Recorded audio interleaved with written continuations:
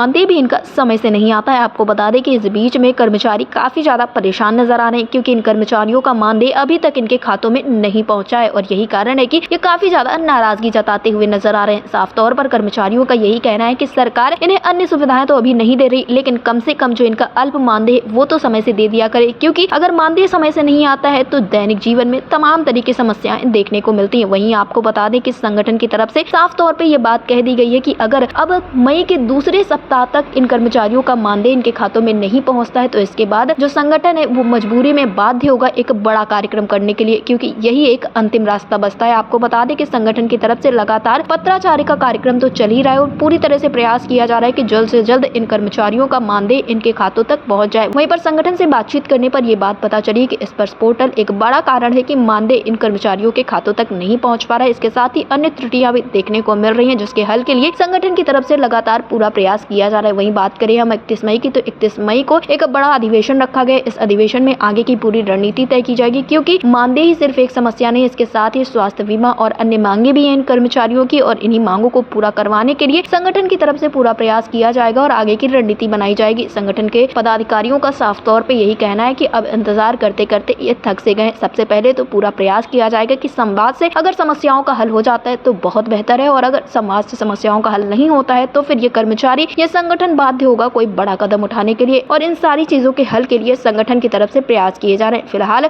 आगे वेतन कब तक आ सकता है, क्या तैयारी है, इस विषय पर ज्यादा जानकारी देते हुए संयुक्त राष्ट्रीय स्वास्थ्य कर्मचारी संघ के प्रदेश महामंत्री योगेश कुमार उपाध्याय ने क्या कुछ कहा है, आप भी सुनिए। योगेश जी, आपका हमारे चैनल अटल टीवी पे बहुत बहुत स्वागत है। जी धन्यवाद। योगेश जी, जैसा कि देखने को मिल रहा है कि इस वक्त पर जो कर्मचारी हैं उनके वेतन को लेकर तमाम तरह की समस्याएं देखने को मिल रही हैं। एक लंबा वक्त बीत चुका है और कर्मचारियों का जो मानदेय अभी तक उनके खातों में नहीं पहुंच पाया। आखिरकार क्या कारण है, किस वजह से इतनी त्रुटियां देखने को मिल रही हैं? जी, पहले जो एनएचएम में होता था कि 31 मार्च से पहले जी मार्च का वेतन दे दिया जाता था जी, लेकिन इस बार जो एसएनए स्पर्श पोर्टल आया और ई ट्रेजरी के माध्यम से जी साइबर ट्रेजरी के माध्यम से जो वेतन भुगतान की प्रक्रिया भी होती है जी, तो ऐसे में ये हुआ कि मार्च का जो वेतन है जी वो अप्रैल माह में सारे बजट के बाद नए बजट से दिया जाएगा। जी, और चूंकि जो स्टेट से बजट मतलब वेतन बनता था, जिले से बन के आके स्टेट के माध्यम से ही सारे भुगतान होते थे सिंगल विंडोज पेमेंट सिस्टम की वजह से जी, तो उस बीच में हम लोग लगातार प्रयास कर रहे थे कि समय से वेतन मिल सके, जिससे हेतु ये व्यवस्था जनपद को जा सके। जी, तो इस 10 अप्रैल के आसपास एक पत्र वित्त विभाग द्वारा जारी हुआ था।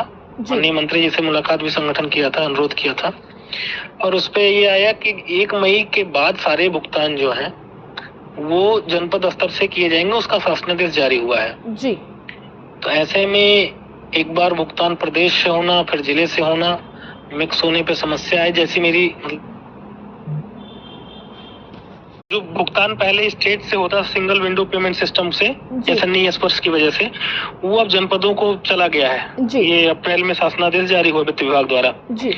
अब जो है मार्च और अप्रैल का वेतन अब मई के प्रथम सप्ताह में प्रक्रिया शुरू होगी और दूसरे सप्ताह तक हर हाल में सारा भुगतान हो जाएगा जी, ऐसा जानकारी मिला है जी।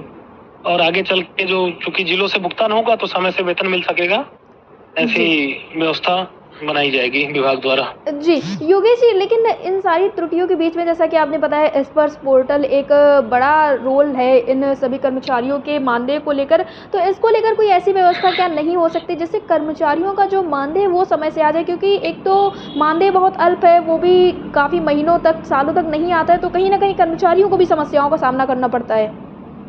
जी बिल्कुल, लगातार इस चीज को लेके केवल वेतन एक ऐसा मुद्दा है, अन्य मुद्दों को लेके भी हम लोग प्रयास कर रहे हैं, साथ में वेतन कैसे व्यवस्थित हो इसके लिए भी बात हो रही है। जैसे माननीय मुख्यमंत्री जी ने पूर्व में जब कुछ कठिनाइयां आई थी अन्य विभागों को लेके वेतन को लेके, तो उनके द्वारा कुछ एक रिजर्व बजट की व्यवस्था कराए जाने की बात कही गई थी जी, कि भारत सरकार द्वारा बजट मिले अथवा ना मिले उस कोष से उनको भुगतान किया जाए, बाद में और चीजें देखी जाएंगी, व्यवस्थित की जाएंगी।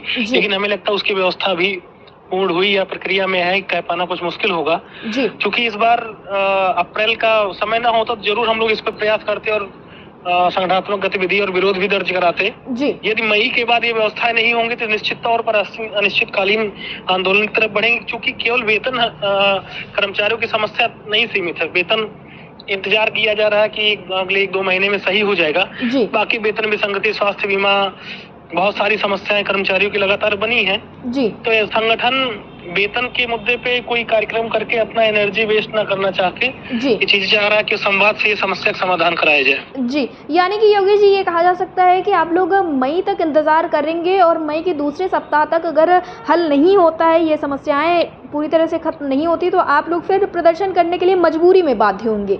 बिल्कुल बिल्कुल, उसके लिए है प्रदर्शन करना तो अंतिम कदम होता है। जी और साथ में जैसा कि है कि 31 मई में अभी संभावित हमारी तिथि है अधिवेशन की। जी जी हो सकता है आगे पीछे हो, लेकिन प्रस्तावित है 31 मई जी अधिवेशन होगा। जी उसमें बहुत सारी चीजें तय होंगी। वेतन सा समय हो गया तो अन्य मांगों को लेके भी, यदि नहीं भी हुआ तो भी अन्य मांगों को लेके साथ साथ वेतन को समय से देने के लेके ही उसमें कार्यक्रम तय किए जाएंगे। आगामी पूरे वर्ष में क्या क्या कैसे कैसे करना है सब उस दिन घोषणा किया जाएगा सबकी सहमति से। जी योगेश जी, अटल टीवी से जुड़ने के लिए बहुत बहुत धन्यवाद। धन्यवाद।